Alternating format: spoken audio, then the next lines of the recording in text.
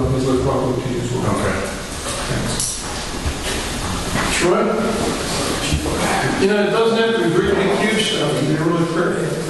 Someone needs to talk to a copy about that. Sometimes big stuff's pretty too.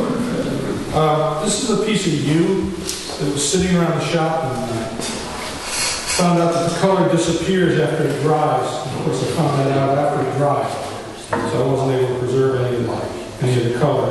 But I just like steps in my bowls. I put a lot of steps in.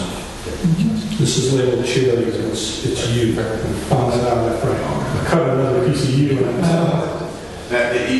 It was reddish when you turned it? It was reddish when it was cut. You know, I had the branch and I sliced it into the bowl half and I let it sit there. So it still stays pink while it's sitting there, but as soon as you take the cover off, you know, the first shaving off, it's this brown color underneath. So, right? I never know you. I'm gonna stay up here and do that. These, just a couple of, I think it's black locust, but I did some of the Grand Prittle branding on these two here.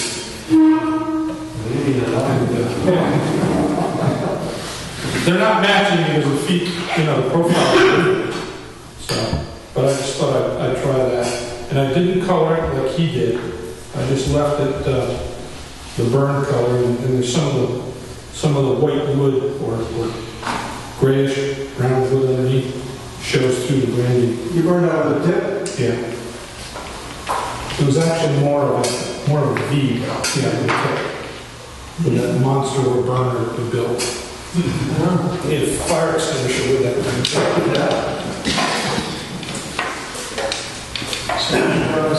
This one. Unsigned. I figured out how to sign it, so. This was my first rough cut, and let it sit for 2 months, rough turned it, and then I got it on the blade, and it's also my first natural blade pull. So this is what it has a tongue auto finish, and then this was another piece of it. I also rough turned this one, let it sit for 2 months, but it wasn't quite dry enough, so I put it in a microwave. Put it in a plastic bag, microwave it. Did that about 10 times. Put it back in the lathe and it came out very nice. I thought same tongue oil. You microwave it while it was heavy? Yes. Before you Before, yeah. And this one, I don't know what it is, what kind of wood it is. It was just a stump with a root on it. And I'm thinking it's some kind of ornamental tree. It was in somebody's yard.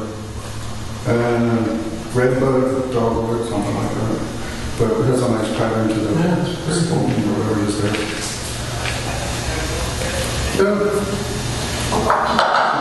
Is that finish look for how to sign it? Yeah, I will. Getting there. Someone brought in some laser work. Snow? Yeah. Yesterday, I was up on the north side of Blue Mountain, just on the east side of the river, and I was talking to an acquaintance of mine by the name of Chris Ditlow, and he has one of these giant, elaborate laser printers. Now, I don't know whether you guys have any laser printers or not. I know there are some smaller ones and that sort of thing. And he came up with a couple of ideas that I thought might be good. When you look at this stuff, you'll see that he can do almost any size. Of course, he can do something as big as this table. But what he suggested is that if you have anybody that is handy with a laser printer, make your logo or your name or anything like that. Then use a drill, of course here we use a portion of it, and glue it inside and have that on the piece that you make. Now, yes, it would be difficult for a lot of turnings, but if you made your base heavy enough, you could do that. And of course, with flat work, it would be great. And it was an idea I thought that was worth sharing. How did you do the bits? How is this done? Yes. The wood is put in the laser printer, uses a computer to pick up a design and so forth. And you'll see this is the Air Force and the Army SEALs. And of course, he got that online, and he puts that program in the laser printer, and the little thing goes zip, zip, zip, and he's come out. Now, yes, he has to adjust the depth, because there's a different depth that the laser printer will cut. And quite often when it comes out, he'll sand off any little bit of char or dust that's on there so that you get the contrast. Is he cutting the disc on the laser also? What's that? Is he cut the disc on the laser? No, he actually what he would do, he'll take a piece of wood, put it on the lathe, whatever, and he likes lighter colored wood. He'll put it on the lathe and he'll make himself a dowel, and then he'll cut them down to the thickness that he wants.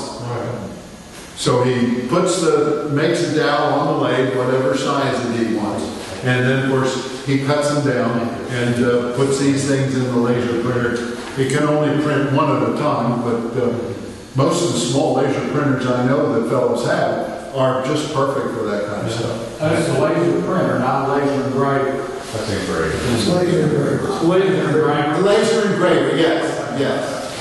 It's a laser engraver. Of course, he can actually do cut up the surface too. Yeah, and he can do bricks and metal and everything. Now, Mark, he's doing that engraving, right? Pardon? Engraving? The engraving. Yeah, although I've seen him do it on flat crane too. He'll do it on flat crane when he wants a bigger piece. And he'll make it usually fairly thin. And the results are the same, and the sharpness is the same, whether it's end grain or flat. Yeah. If you're interested in his cards there, you can find out and call him if you're interested in having some. I've had pens with grade and stuff. Yeah, Kate Pomeroy had one of those, a smaller deal that was a member here some years ago. Okay, thank you. How about this for you? The yellow spot for this one. That's mine.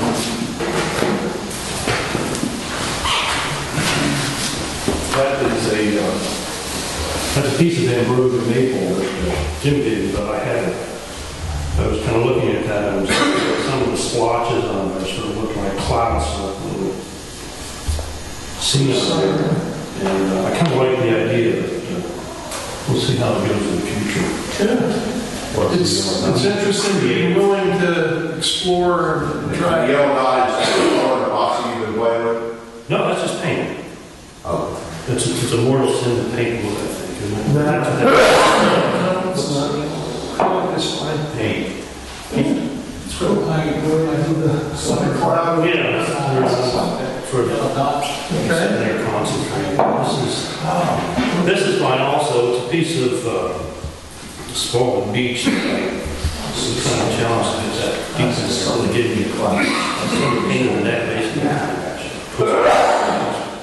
It's kind of neat. You're reading out the roll out? Yes. I have two different sizes. I kind of like the little.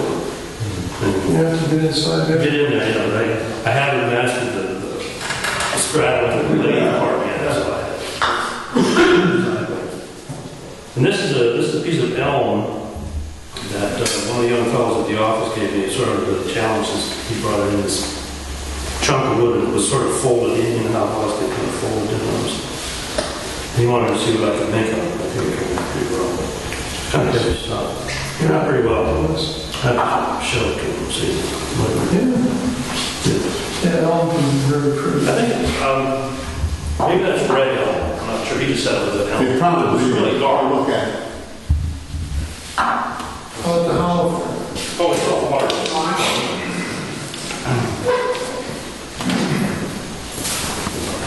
Somebody's paying attention. Yeah, this is a box elder that I had started at the Ellsworth teaching up here last Sunday. I want to get back into using the hand tools again. So I was questioning David about different techniques. Took it back home, finished it. I think he got it down to about 1/4 of an inch. Gave it a couple coats of the General's salad bowl finish. Left it for a couple of days, and then I buffed it with the Triple E and then the Canuba wax. So we got back to using the hand tools again rather than the, laser guided type of thing. Thank you. It's pretty. And we'll see how many people try to make one of those Ellsworth hollow forms after the house. And one thing, a couple minute stretch.